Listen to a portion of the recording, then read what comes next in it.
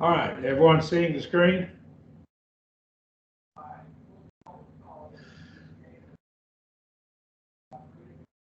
Let me know if you're seeing the screen. Yes. Okay. All right, we're on diphthongs, and English has diphthongs too.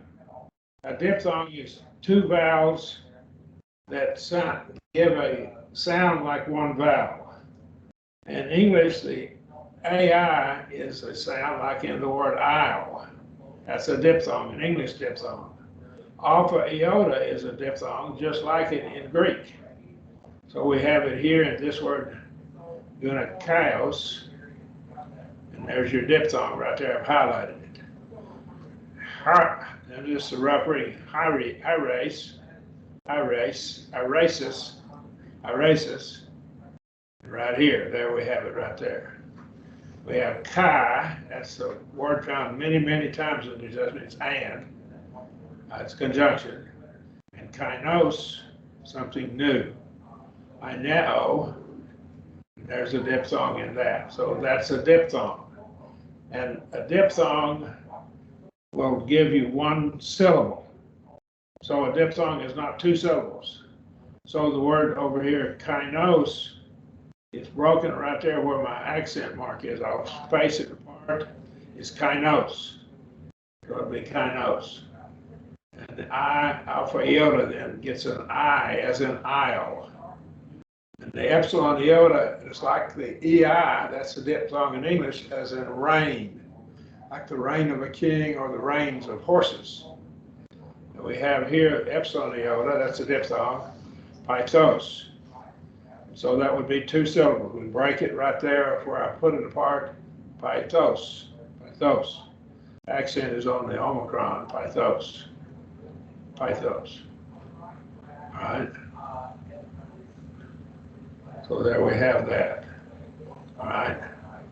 So now we have day, and this will be like EI and rain, day, ace, and heis.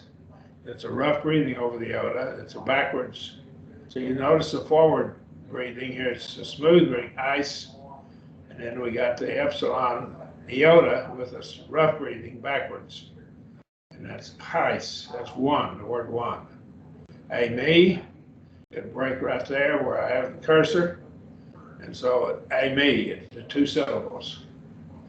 And we have oi, and in English is the diphthong, and oi, omicron iota, it's pronounced like oi and oil. Koine, two syllables word. That's the word for common. And then we have other words here, if we might go up here, oida and oikios. And then we have alpha epsilon, and got the AU sound in English, like in sauerkraut or tautology. And the tautology is from two Greek words, actually, that English word is. And so it's got the sound in Greek in the original tautology. Pao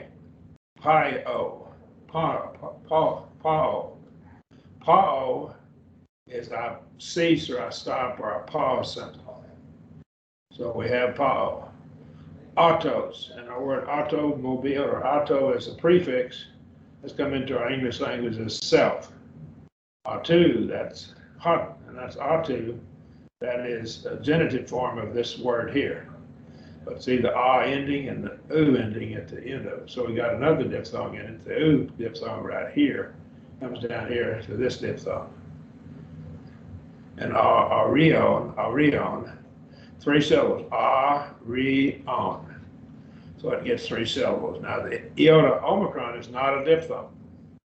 So it breaks right here. It'll break right there. That's what we break. Right there. And so it would be pronounced like three syllables.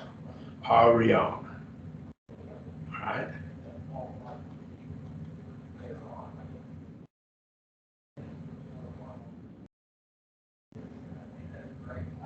All right.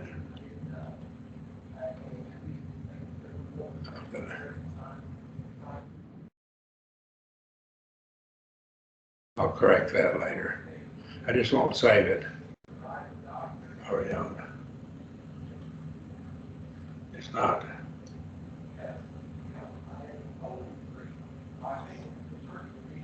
All right. Okay. We have here, I messed things up. I won't save this and then get rid of it now. Eulogia. And we have the U, it's a diphthong, epsilon, omicron epsilon. And then U in English, like in the word group, it's an English diphthong, our English word group. So this gets an U sound like in group. Okay. Now the EU prefix, epsilon, has come into English, and that is something that is good. It actually is a prefix meaning good in Greek. And then we have one that's pronounced a little bit different. It's the epsilon iota, and it gets a ui sound, ui.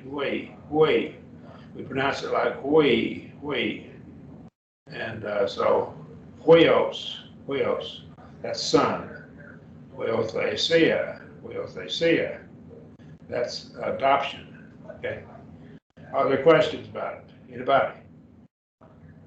All right, who's in the class and who's listening? Give me a roll call. Who's here? James, are you here? Okay. Who else is here? Ben is here. Okay. Who else? Wessel. Okay. Give me another, just go through your names. Jeff. Okay. Anybody else? Okay. All right. I've lost one person. Okay, sorry about that. All right, our punctuation marks in Greek differ from English. A dot on the top of the line right here, this punctuation mark right here, is a semicolon in Greek. English semicolon is a question mark. Everyone got that? So that's what we have. That's the difference. These are the marks that differ from English. The other marks agree with the English. Okay. So if we come down here, here is written what they call transliteration. They've taken the Greek letters and put them as English letters as they sound. So Sophion de la lumen in tois teleois. And there's a question mark, so it's a question, see? So in Sophion de la lumen in tois teleois. So right here now we have, in cursive, we have this. In cursive, we have the transliteration. That's where we write the Greek sounds in English letters. Okay. Sorry. Okay. Now, what we have here, we have 1 Corinthians 2. Now what we have, this is cursive. This is English. But what we want you to do is an assignment for next week. Get your alphabet out and take all of this right here and write it in Greek characters. Put spaces where you have them here. See what we get. So we'll try to do that for next week. That'll help you to get your thinking right as far as the pronunciation and so forth of these words. So that will be an assignment for next week. Now then, the second assignment is take 1 Corinthians 2, 6 through 10, and this is from the Greek text, and write it in English. Sorry, this is 1 Peter 4, 7 through 11. This above was 1 Corinthians 2. So right here, I want you to write this in English letters. That's transliterated. That'll get you plenty of work to do right here. So you'll have to get your dictionary out and work with it. How many of you have how many of you do not have the book? All of you have it? Okay. So if you don't have the book, let me know by email. All right. Now we've been through the stresses, the accent marks, but this will be your assignment for next week. We'll try to work on this for next week. We have 3 accent marks. They are the acute. This is called the acute. And what we have here with the acute, it looks like this. If I get my mouse over here. That's an acute right there, inside the parentheses. It leans to the right. The grave, which over here leans to the left, and the circumflex, it's that little tilde that's on top of the letter. And that's your 3 accent marks. And there was probably a different sound originally, but we don't know what it is. So what we're going to do is we're going to just take them and we'll use them to stress stressing or emphasizing that syllable.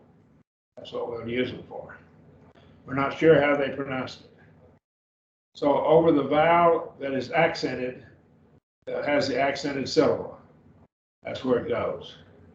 So let's take down here, ho, wheel, weos, tu, theu, eke, tain, exousion.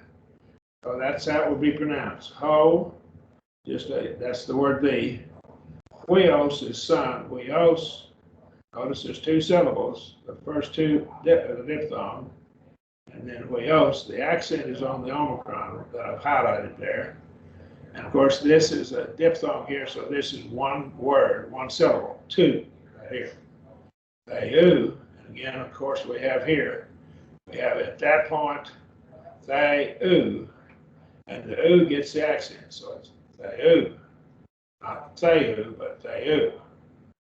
And then we have the accent on the first letter on this one, eke, and epsilon iota is like in rain, eke. So the accent is there, eke, not eke, but eke.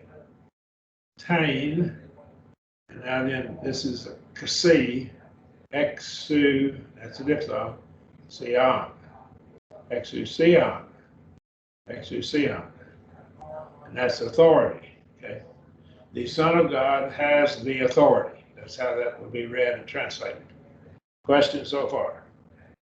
Anybody? Okay. Can you help me watch the time? Take about 45 minutes from the time it should have started, okay? Go to about 17 after. Okay. All right. Give me 5 minutes. Okay. All right. There are other rules that we won't look at this time to tell us where the accent can stand in a given position on a Greek word. They're a little bit more complicated, so we're not going to go into them right now. We'll cover them later. So you shouldn't expect to be proficient. What we're trying to do is not to get you so much that you have mastered the Greek where you can write it, but more so you can read the New Testament in Greek and figure out what it's meaning, get the meaning of it. So these rules contain the position, length, and special rules for verbs and nouns. Okay. No accent may ever stand on any but the last 3 syllables of a Greek word. That's one of your rules. If you have 4 syllables, it can't be on the first syllable. All right. The anti-penult, anti is Latin for before. All right. The ultima is the ultimate. It is the last syllable in the word ultima. The penult is the second to last. The anti-penult is the third to the last. It's the one before the penult. So that's the names of them. So let's come down here and take this word. Anthropos. We have 3 syllables. Anthropos. 3 syllables. And so the accent is on the first one. Anthropos is how we pronounce it. Now right here, the iota off is not a diphthong, so that's 3 syllables. And cardia, in this case right here, the iota gets the accent. We'd have to learn the rules to why that is. Cardia. So we have an accent there. Cardia. It's not cardia, it's cardia. Okay? Our English word cardiac, a cardiologist, and so forth, comes from this word. Now we got three syllables here: the os, the epsilon, and the alpha. That's your three syllables. Adelphos. Accent is on the last one. Adelphos.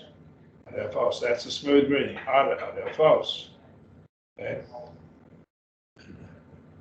But right here, asenea, right here, would violate the rule now, see? So if we had this, take this word right here. If we took this word and put it here, we put the accent on the first letter, asenea, that would violate our rules because it can't be on it has to be on the last three syllables. It can't be on the fourth from the last syllable. So it has to be one of the last three syllables. So this would put it on the fourth. There's one, two, there's a diphthong, and another one. That's four syllables in this word. Cannot have the accent right here. So asthenia is the correct place. So it goes here on the anti-P note, epsilon right here. There's your P note, alpha. The diphthong epsilon iota is that's your ultima. And the epsilon iota is your P note, that's diphthong is. And then the epsilon here is the anti-P note. Right? Again, these rules, we're not going to get real excited about them if you don't get them right. But if you're trying to learn and pronounce it according to these rules, these are your rules. Now, if you take your Greek as it's written in the New Testament, they'll be accented properly. So you don't have to worry about where they belong because they'll be in the right place in the Greek New Testament. Right? The circumflex may stand on either the P note or the ultima. It will never be on the anti-P note. So it won't be on the anti-P note. Right here. For example, exalthone. And so we accent the eta. This is the eta. Exalthone. Two. Exalthone. Two. But we couldn't put the circumflex right here. Exalthomen. See, this one, there's this vowel, there's another vowel. This would be on the anti-P note. And you can't have a circumflex on the anti-P note.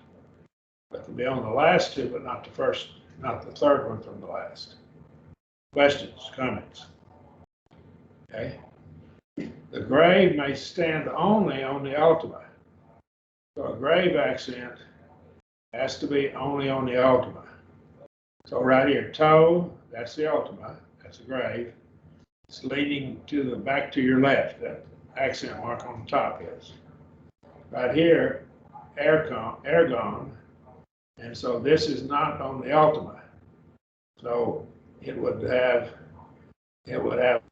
instead of a grave leaning to the left, it has an acute accent leading to the right. Now this one has two accent marks. It has that quotation mark, single quote, two, and like quoting from on the left-hand side, right-hand side rather, quoting in that arrangement. That means it's a smooth breathing. So the epsilon just sounds like a regular epsilon. And then we have it, the ultima right here. Okay, it's only on the ultima. The grave can only be on the ultima. So this is not a grave. We would never have it right. The grave wouldn't be there. We wouldn't lean it back that way. That's what they're trying to tell you. If you have a grave, it has to be on the ultima. Okay, any questions? Now let's review a couple of those rules. The grave, it can only be on the ultima. The circumflex cannot be on the anti-P note. It has to be on the P note or the ultima. Okay? Any questions? We have some vowels that are long and some that are short. Right? This will help you whenever you come up and trying to transliterate up here.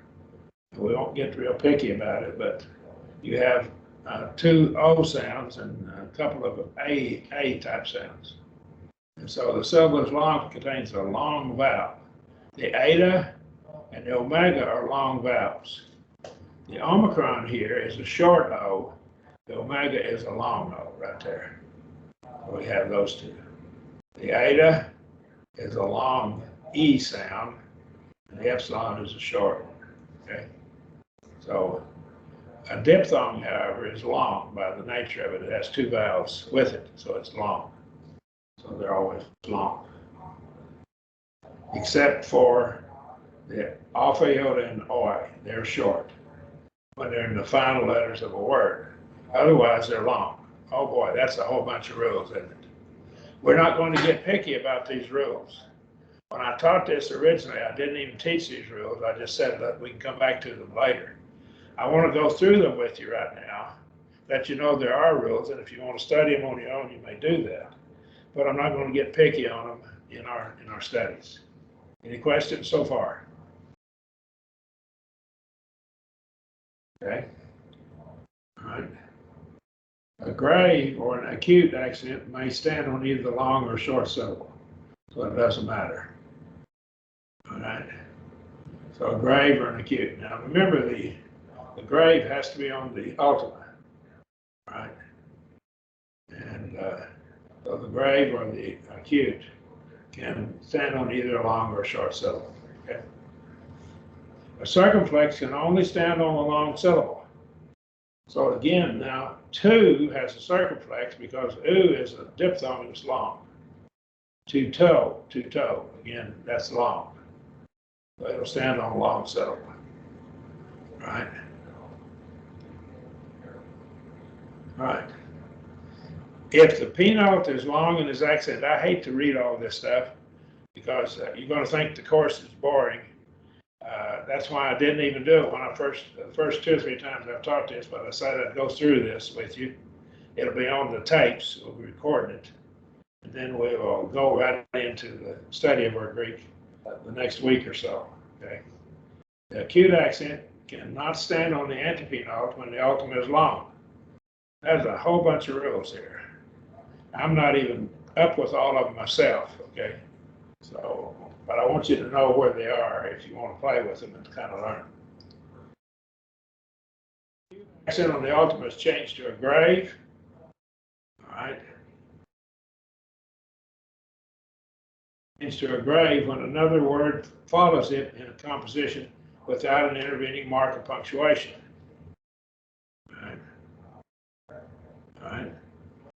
Toe has an acute on the ultima, and it would be changed to a grave because it has another word that intervenes without an intervening punctuation mark. So we have here, we have this right here, ergon, toe ergon. So the omicron would have an acute here by itself, but with this word following it would become a grave. And so again, what we're interested in is you're going to look at these in your Greek New Testament. That's what we'll be not trying to write this so much as we're trying to read it. The ultima may have either a circumflex or an acute. We've gotten that. Now, the general rules only fix the accent. Don't tell when the accent will be, where it will be on a given word. The following rules are necessary for this. All right. And I think probably getting boring here with this, just reading all these rules. Any questions? All right. Now, let me give you contraction of vowels. Just like in English, we have contractions. And so whenever we have contractions, we will take the word here and we will drop part of the word off where it may change its accent. So right here, 2 vowels, which together would make up one of the regular diphthongs, unite to do so. So if you add to the word right here, and you drop this sigma off and put an epsilon iota on it, then epsilon iota is a vowel or diphthong, and so it becomes a diphthong. And in this case, the sigma gets dropped off. And so it has that form. Okay. All right. Questions? All right. Now, if we have like epsilon, that becomes epsilon iota. And omicron becomes u. So when we're adding, we're going to add endings to words you inflect them. We don't do that so much in English, not very much at all in English. So this is going to make more sense when we learn these rules about inflecting our words. So that's why I'm not crazy about going through this, and I probably shouldn't have even done it. Brother? Should have gone back. Question? Yeah, number one, why does the sigma drop? Well, the sigma would drop off because, well, if we have the sigma, it usually indicates future tense for us. And so that would probably indicate that right there, okay? And so it would drop off and into this arrangement. And that sigma would go with it. We dropped it off. All right? Okay. Alpha, eta, and omega. Epsilon, epsilon becomes epsilon iota. Omicron becomes U. Omicron, epsilon. Let's move on to the next one here. If one of the contracting vowels has the accent, the contraction takes the circumflex. If one of them has an accent, then it takes a circumflex. So that's what we have there. We have words that are enclitic, and they commonly pronounce with words preceding them. Now, let me show you what I mean by enclitic. Some words are enclitic, and what they do is, this word move is enclitic, or it can be. And so the accent mark would go with the word before it. And that happens quite a lot with us. These two syllables retains its accent as the word accented and acute. So sometimes this accent mark that would go with this word gets put on the net word before it. So sometimes your word before it will have a double accent. And they pull the accent off the other one. Now when that occurs, we're told that the two words were pronounced together like they're one word. That's what we're told. All right? Any questions? All right.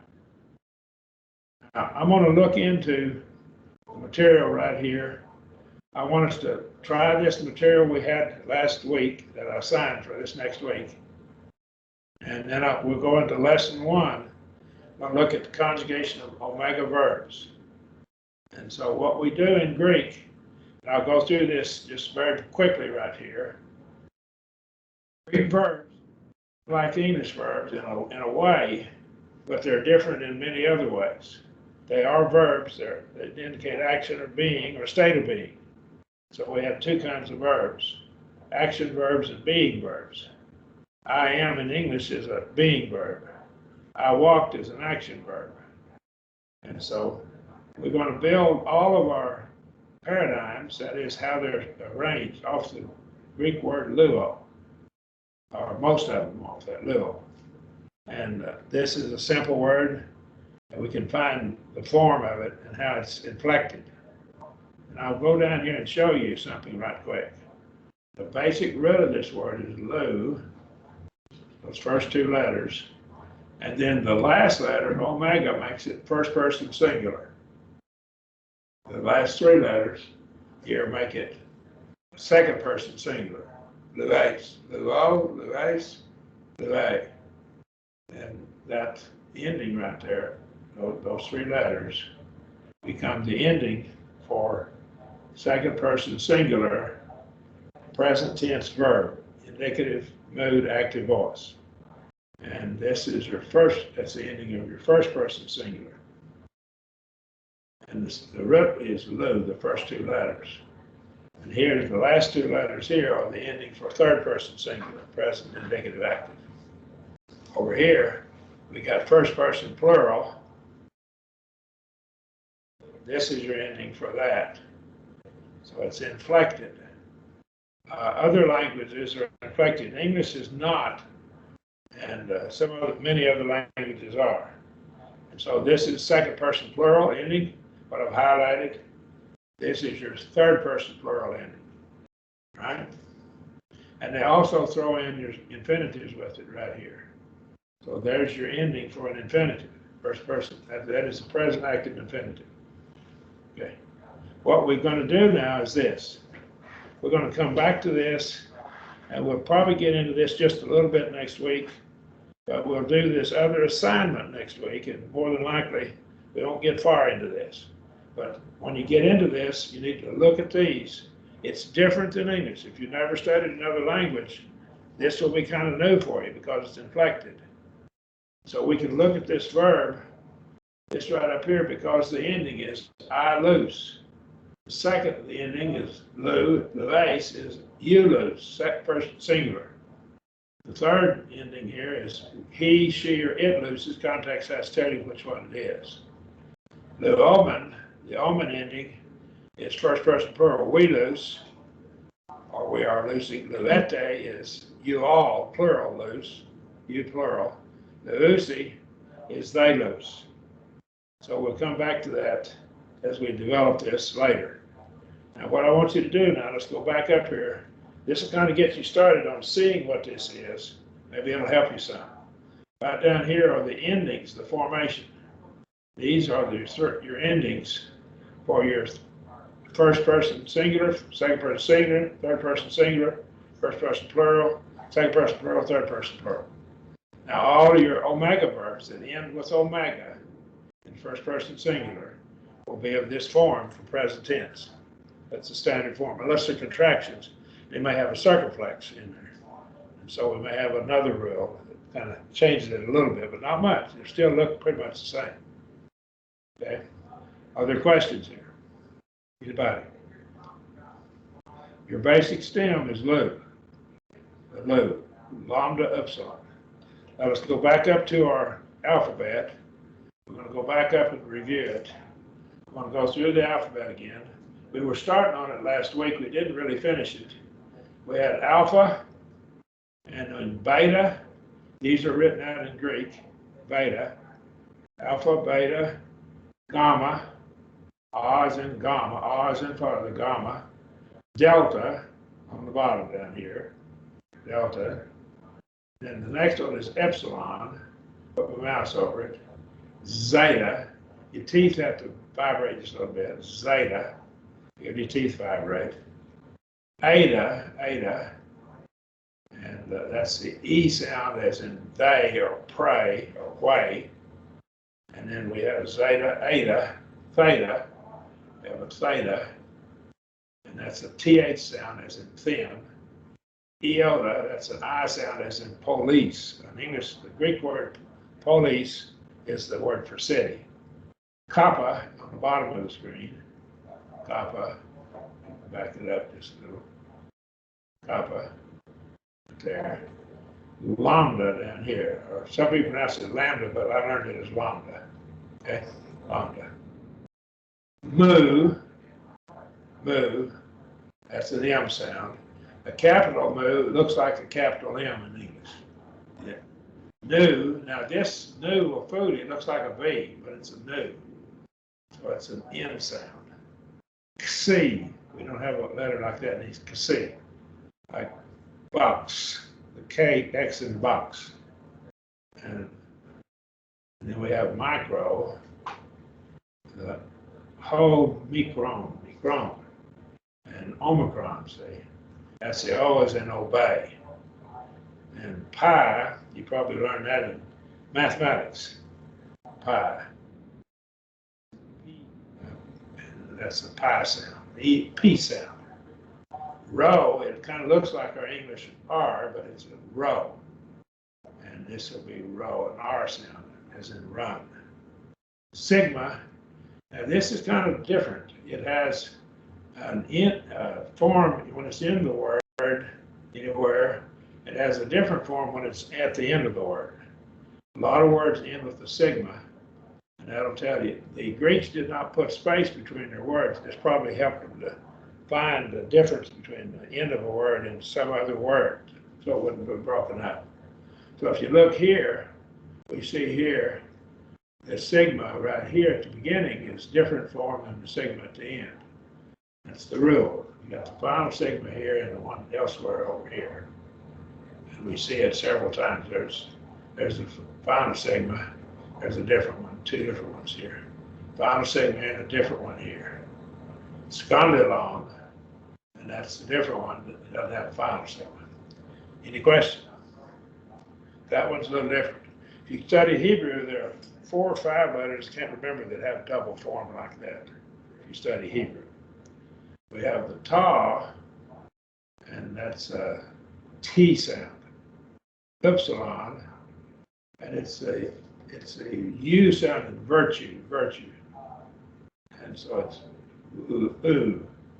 virtue, Epsilon.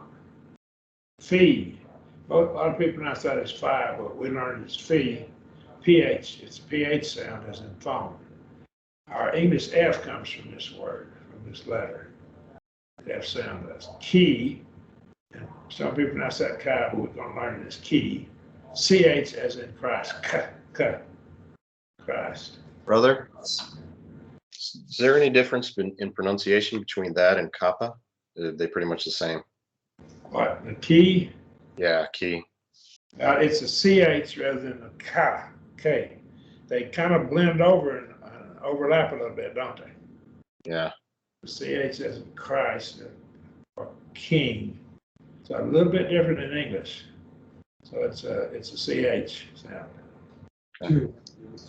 2 minutes, we're nearly through. PSHC is in psychology. And solo, pseudos is false. And pseudo, Christos, false Christ, and so forth. Psalmos, a psalm. Suke, word psyche, psychology comes from this word. Soul. Omega. And omega is the last letter. It is a long O. Hode. Now it has a rough breathing over top of it on these 2 right here.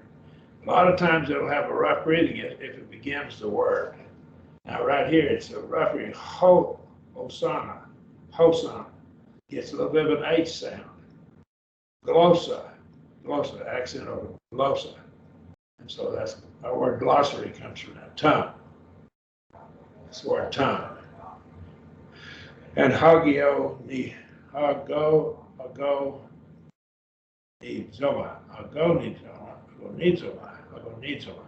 So agonizomai.